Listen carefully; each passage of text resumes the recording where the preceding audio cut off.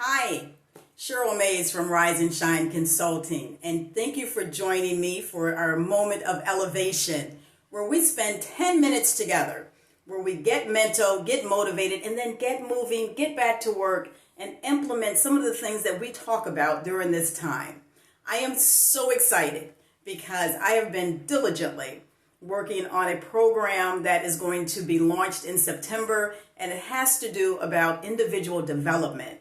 And so for this week and last week and the rest of this time, we're going to talk about self-care, because we are in a time of disruption, a time where we are mentally strained, we are physically strained. And so oftentimes what we find is that we can't complete the things that we want to accomplish, our goals, our dreams, our visions, because we're just clouded and we're just drained. And so self-care is something that is, number one, it's not selfish. It is self-preservation, because you have to be able to continue moving forward.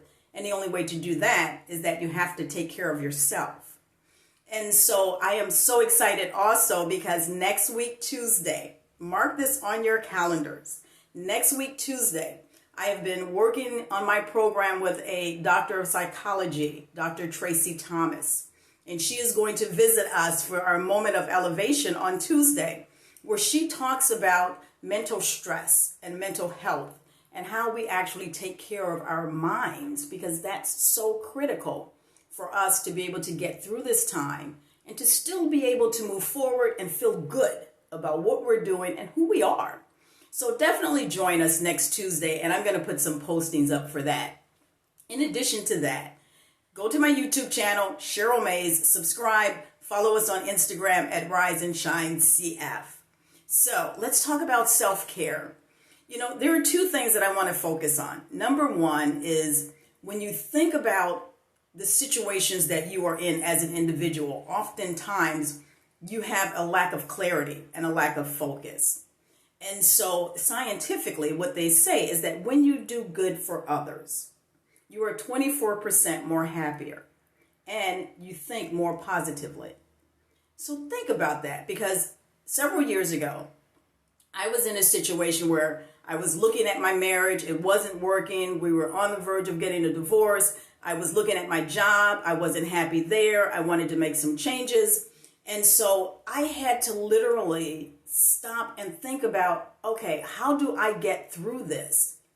And it's amazing because I often say that the universe delivers people to you that you need to meet at a particular time when you need to meet them. And so I had an encounter with a woman, and she was talking to me, and we were just sharing where we are and what's going on. And she said, you know what? She said, I need help at the soup kitchen at the church. And I thought, well, okay, I'll think about it.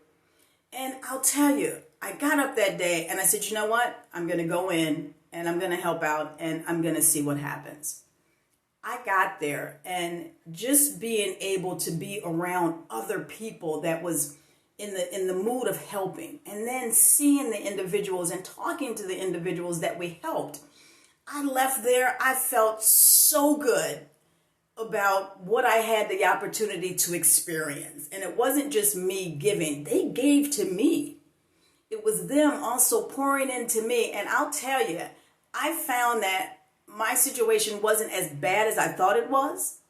And I had the opportunity to have some clarity because the cloud was lifted, because it wasn't focusing on me. I was able to focus on someone else. So doing good for others is definitely something that allows you to have that self-care element where you can literally go, I feel good now. And you kind of feel it internally. The second thing that we know for self-care, right? And this is nothing that's scientific. It's not a breakthrough. It's just something that we forget to do. And that's rest and relaxation. We forget to stop. We live in this go, go, go time clock in this society where we have to keep grinding. And you've probably seen me. I am one of the main ones that is always working towards something, working on something, developing something. But I also know the importance of stopping. And oftentimes we don't, because when you think about stopping, when you think about slowing down, the words that equate to that could be weakness, slothfulness, laziness, and unwanting and undesire. None of those things. What you need to do is to slow down. Find out how much rest do you need. And some people go, I just need 2 hours worth of sleep. No, you don't. You need more than 2 hours because your body has to replenish. Your mind has to replenish. So how much rest do you need? The second thing is, how much relaxation time do you need? Are you one of those people that just log vacation hours? You never take a vacation. You never get sick, so you never take a sick day. And you look and you've got like 400 hours of vacation time. You've got over 1,000 hours of sick time. You need to step away. You need to find a way to relax because, again, you have to recharge. And I call it powering down. I don't even call it anything other than taking an opportunity to power down so that you can recharge. So thinking about how else is it that we function at our best? At what time do we function at our best? And oftentimes we're just pushing and we're running on fumes. And then when something happens, our body just shuts down and we instantly either we get sick or other things happen that are mental stress, mental anxiety, depression. All of these things happen. Self-care is so critical. I often talk about success habits. Self-care is indeed a success habit. And it's one that we have to remember to do for ourselves. You have to remember to take care of yourself. You have to also think about the goodness that's out there for you to be able to help others. So when you think about self-care, those are the two things that I want to share with you, is that doing good for others creates an element of happiness in your lives. And the second one is that rest and relaxation allows you to recharge. It allows you to have more clarity. It gives you better focus. And then you can see the opportunities that are around you, because oftentimes we're running so quick, we pass opportunities right by. We never get a chance to look at them. So this opportunity is for you to be able to stop and think about, how are you taking care of yourself? Are you taking care of yourself? Because I'm sure you're taking care of others. So take a moment and see how you're taking care of yourself and implement some things that will allow you self-preservation. I often say sometimes you have to slow down in order to speed up. So think about that. How are you slowing down so that you can literally move fast? Thank you for joining me today. This is our moment of elevation where we spend 10 minutes getting mental, getting motivated, and then getting moving and having something to celebrate at the end of the day. Remember to follow me on YouTube at Cheryl Mays. Subscribe. Follow me on Instagram at Rise and Shine CF. And then also on this Facebook page, and share this with others at riseandshine.success.